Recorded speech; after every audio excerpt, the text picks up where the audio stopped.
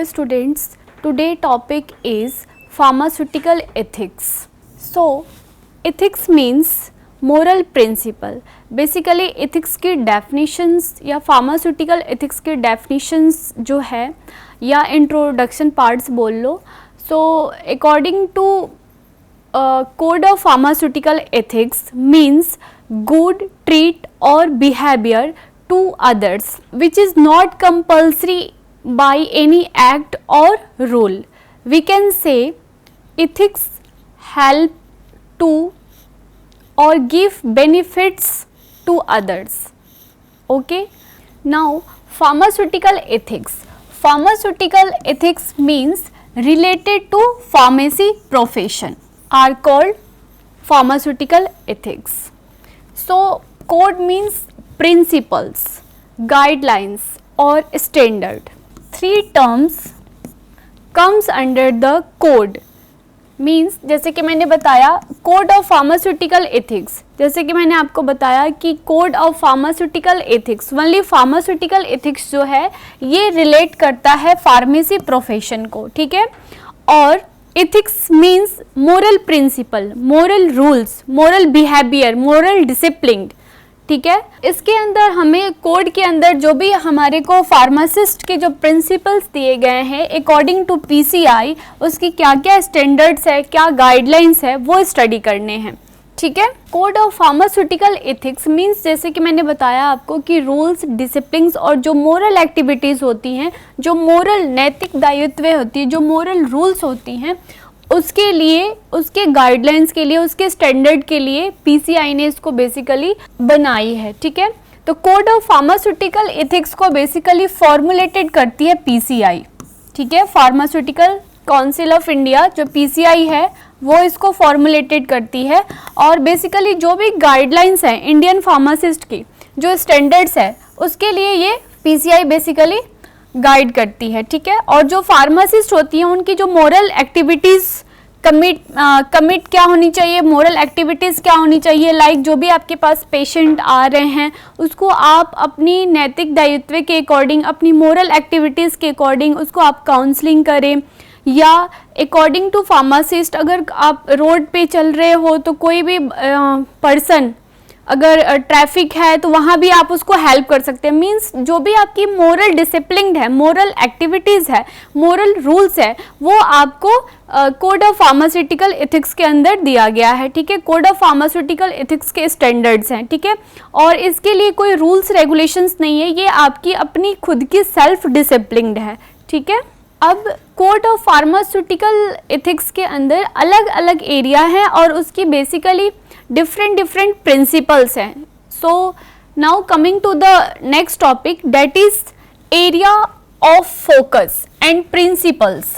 सो basically अलग अलग जो भी एरिया हैं कोड ऑफ फार्मास्यूटिकल एथिक्स के, like first is consumer. Consumer means patient, ठीक है. सो तो इसके लिए हम अकॉर्डिंग टू फार्मासिस्ट इनके लिए जो प्रिंसिपल होनी चाहिए, जो गाइडलाइंस होनी चाहिए, सबसे पहले आपको कंज्यूमर को पहचानना है, ठीक है. देन उसकी हेल्थ, सबसे फर्स्ट प्रायोरिटी जो होगी उसकी हेल्थ होगी, ठीक है ना. सो आप उसको काउंसिल करके और उसके हेल्थ रिलेटेड इश्यूज़ को रिजॉल्व करोगे एंड देन आपको उसके लिए मेडिसिन्स प्रिस्क्राइब करनी है, ठीक है. तो these are the first principle of area of focus and what you call code of pharmaceutical ethics. Then next is respecting the consumer. जैसे कि मैंने आपको पहले ही बताया, consumer means जो भी आपके पास patient आएंगे तो उनको सबसे पहले आपको उसे respect देना है. देन उसकी जो भी ऑटोनॉमी है, जो भी आपका फंडामेंटल राइट्स है, ठीक है. ऑटोनॉमी मीन्स फंडामेंटल राइट्स को इनकरेज करना है और उसके ऊपर डिसीजन लेने हैं, डिसीजंस बनाने हैं, ठीक है, कि किस तरह से इस प्रॉब्लम को हम रिजॉल्व कर सकें, ठीक है. तो these are the first area of focus and their principle. Now second area of focus is community. सो first principle of community is upholding the reputation and public trust on the profession. सबसे पहले जो pharmacy professions की जो value है उसको rising करना है, उसको ऊंचा उठाना है और उसके ऊपर ट्रस्ट करना है, ठीक है, ताकि आपके ऊपर जो भी पब्लिक है वो आपके ऊपर ट्रस्ट कर सके, ठीक है. Then second principle is acknowledging the profession rules and responsibilities to wide community. Means जो भी आपके पास पेशेंट आ रहे हैं उनकी रिस्पॉन्सिबिलिटी भी लेना है आपको, और क्योंकि ये आपके प्रोफेशन के अंदर सारी चीज़ें मेंशन की गई है, ठीक है. Then next is pharmacy profession. Pharmacy profession इसके प्रिंसिपल है. First principle of this pharmacy profession is demonstration a commitment to the development and enhancing the profession. सबसे पहले आपको इसके लिए डेमोन्स्ट्रेशन करना है. सबसे पहले ये कमिटमेंट लेनी है कि हमारे प्रोफेशन के अंदर जितनी भी डेवलपमेंट हो रही हैं उसको सबसे पहले हम क्या कर सके, इन्हांस कर सके. Then maintaining a contemporary means latest recent knowledge of pharmacy practice and ensuring the health. Means जो भी आपके पास पेशेंट आ रहे हैं उसको इंश्योर करना कि ये मेडिसिन से, ये ड्रग से आपकी जो प्रॉब्लम है वो हिल हो जाएगी या वो कम हो जाएगी, ठीक है. Then next area of focus is business practice.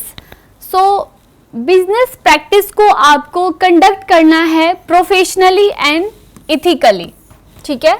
Conducting the pharmacy ethically and professionally. जो भी आपके बिजनेस है, लाइक जो भी फार्मेसी की बिजनेस है उसको आपको फार्मेसी प्रोफेशन के अकॉर्डिंग भी उसको कंडक्ट करना है, और जो भी आपकी मोरल वैल्यूज़ है, मोरल रूल्स है, मोरल डिसिप्लिन है, उसके अकॉर्डिंग भी आपको कंडक्ट कराने हैं, ठीक है. Then this is the last area of focus is other health care professionals. So other health care professionals के साथ भी आपको कोलैबोरेट होना है, ठीक है. एंड जो भी आपके हेल्थ प्रोफेशनल्स हैं, ठीक है, और आपको ऑप्टिमाइज करना है कि जो भी आउटकम्स आ रहे हैं, जो पेशेंट्स के फीडबैक आ रहे हैं, उस पर भी आपको बेसिकली स्टडी करनी है. तो these are the area of focus and their principles of according to the code of pharmaceutical ethics, ठीक है. नेक्स्ट टॉपिक है ethical problems. ethical problem. so ethical problem के अंदर भी कुछ ऐसे टेक्निक्स को मेंशन की गई है ताकि जो भी ethical related to ethical issues है, एथिकल प्रॉब्लम है, उसको रिजॉल्व किया जाए, ठीक है. So ethical problems is nothing but it is a techniques are used to solve ethical problems are known as ethical problems. So there are different techniques which is used for to solve ethical problems like flow charting methods and drawing methods. तो अब हम देखेंगे flow charting methods. Flow charting methods are basically used for the ethical problems. Okay. So next topic है हमारा registration. ठीक है.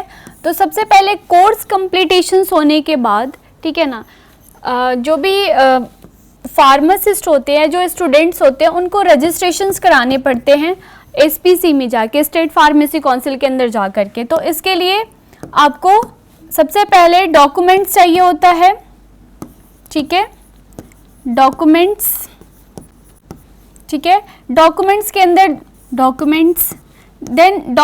अंदर जो भी आपके मार्कशीट्स, रिजल्ट्स, आधार कार्ड, 10th-12th की मार्कशीट, ये सारी चीज़ें रजिस्ट्रेशन के लिए एसेंशियल होती हैं, ठीक है. तो आज की क्लास हमारी बेसिकली कंप्लीट हो गई है. नेक्स्ट क्लास में हम लोग नेक्स्ट टॉपिक पढ़ेंगे. Thank you.